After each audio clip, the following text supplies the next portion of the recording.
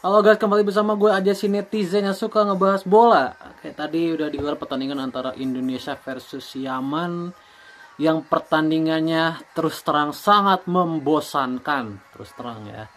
Dan tadi gue kayak on off gitu nontonnya ya, nonton enggak karena bener-bener membosankan pertandingannya. Dan ya hasil akhirnya adalah 0-0 ya, dimana sebenarnya kalau menurut gue Indonesia layak kalah sih sebenarnya. I'm so sorry ya, bukan gue tidak gimana-gimana gitu. Tapi kalian nonton sendirilah. Indonesia tuh sangat layak kalah dengan permainannya yang super berantakan gitu ya. Tapi beruntung kita tidak kebobolan gitu ya. Oke, kita breakdown sedikit soal pertandingannya dan nanti kita akan review seluruhnya. Di pertandingan ini di babak pertama sebenarnya 15 menit pertama itu Indonesia masih on point ya, masih bermain dengan organisasi yang benar, masih bermain dengan pattern yang benar, di mana Indra Safri kan selalu bermainnya wing dan itu berjalan. Tapi setelah 15 menit terjadi yang namanya misorganisasi, di mana mainnya udah mulai ngasal, mulai lombong nggak jelas yang nggak tahu arahnya kemana gitu ya. Dan sejak 15 menit ke atas, Yaman menguasai pertandingan karena kita terlalu terburu-buru. Yang pertama kita sering long ball, yang kedua pemain ini seperti bermain sendiri-sendiri, masing-masing gitu. Ada yang dribbling nggak jelas, ada yang passingnya nggak jelas gitu ya. Ada yang kalau misalkan pemain pegang bola tuh off double-nya juga udah mulai nggak jalan gitu ya.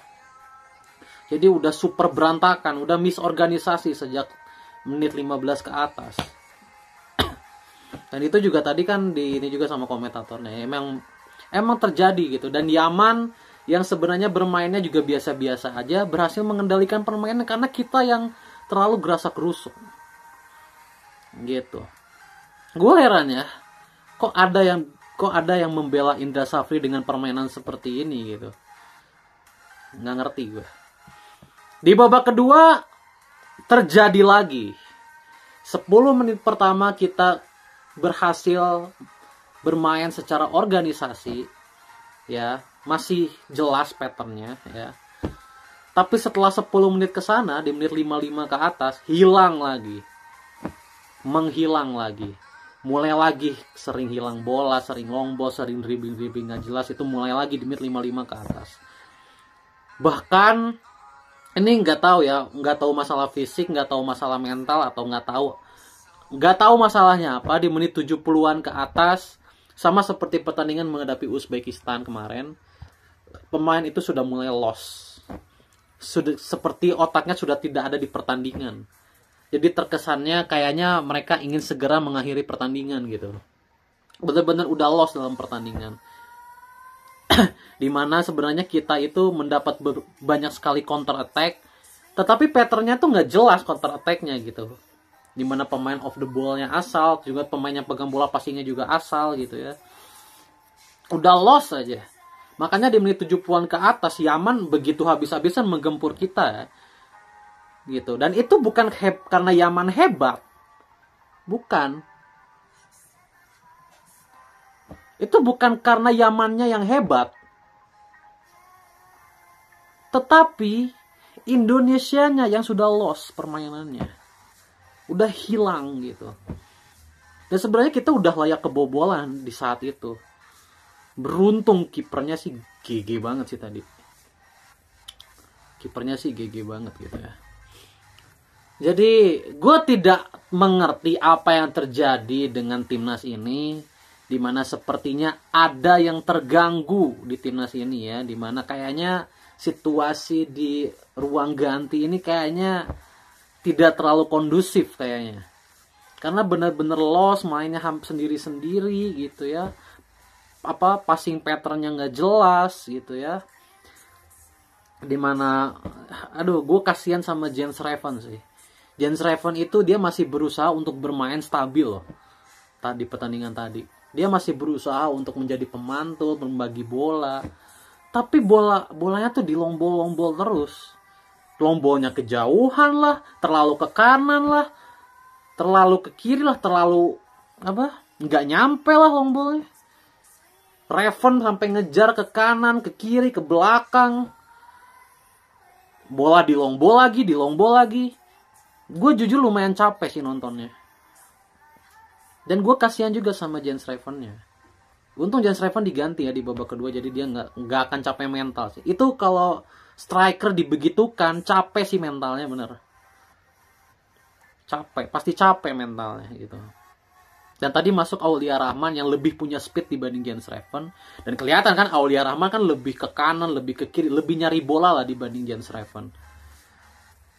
Dan terjadi lagi kan bola-bola seperti itu. Tapi karena yang di lapangannya adalah Aulia Rahman, yang emang seorang pelari ibaratnya. Jadi Aulia Rahman sih oke, fine-fine aja. Dia mau lari ke kanan, ke kiri, bla gitu. Tapi ini menurut gue adalah... menurut gue timnas U20 ini udah hilang sih. Bener-bener hilang gitu. Dan ya pemain-pemain kayak Donitri gitu ya, dan Kadek Arel gitu ya, yang kelihatan masih lumayan stabil secara mental. Donitri juga masih berusaha untuk bermain ibaratnya, meskipun teman-temannya udah banyak yang lost. Donitri masih berusaha untuk bermain, dia masih berusaha overlapping, dia masih berusaha untuk mengontrol bola. Dia masih berusaha untuk tenang gitu ya. Dia masih berusaha untuk memberikan passing-passing berbahaya ibaratnya. Kita lihat kan pemain pada loss, Donitri masih berusaha untuk menusuk sendirian. Jadi ya itu balik lagi mental dari pengalaman ya. Jadi memang pengalaman ini sangat penting gitu. Gitu ya soal pertandingan tadi. Dan ya so far ini kan sudah berakhir ya petualangan timnas Indonesia di Piala Asia U20. Ya ini adalah kegagalan yang sangat besar dari timnas ini gitu ya. Dimana ini adalah bisa dibilang kegagalan terbesar di 5 tahun terakhir. Sekali lagi gue bilang, ini adalah timnas terburuk di 5 tahun terakhir. Ini adalah timnas tergagal di 5 tahun terakhir. Gitu. Sekali lagi bukan karena hasil ya, tapi hasil dikombin dengan permainan. Bukan hanya hasil, tapi hasil dikombin dengan permainan. Kalau hasilnya seperti ini tapi bermainnya bagus, itu gue rasa tidak akan ada masalah. Tapi ini udah hasilnya begini, mainnya juga jelek gitu. Mainnya hancur sekali. Dan gue mempertanyakan gitu, TC yang berbulan-bulan itu, yang keliling dunia itu, ke Korea, ke Jepang, ke Itali, ini apa yang didapat dari TC ini? Apa yang didapat Coach Indra Safri dari TC ini? Apa gitu yang didapat? Buang-buang duit doang gitu. Coba kalau uang itu digunakan untuk grassroots, itu bisa bangun lapang berapa biji gitu kan. Bisa bangun lapang bagus berapa biji di beberapa daerah yang belum punya lapang. Jadi buang-buang duit doang gitu endingnya. Gue kecewa sekali sih bener melihat permainannya. Ya dan ya I'm so sorry ya. Ya gue rasa memang Indra Safri layak untuk dievaluasi. Dan gue rasa dengan melihat permainannya menghadapi Yaman, udah layak untuk dipecat sih Indra Safri. Gue rasa udah harus mulai diganti dengan, ini kan mau masuk Gerard Vandenberg kan. Vandenberg itu kan katanya mau megang U23, tapi juga katanya mau megang tim di bawahnya juga, U20, U17. Jadi kita lihat setelah ini mungkin akan diganti oleh Vandenberg ya. Kenapa diganti sama Vandenberg? Karena biar filosofinya sama, karena kan pelatih seniornya adalah pelatih Belanda ya. Jadi ke bawahnya juga kalau bisa harus yang dengan filosofi yang sama, yaitu dengan pelatih Belanda juga, untuk menyamakan filosofi gitu. Jadi ya bad luck sekali lagi. Gue sangat kecewa sekali lagi untuk permainan timnas U20 so far ya. Bukan hanya dari main event ini aja, tapi dari uji coba pun udah kelihatan tim ini hancur ya. Tim ini jelek sekali.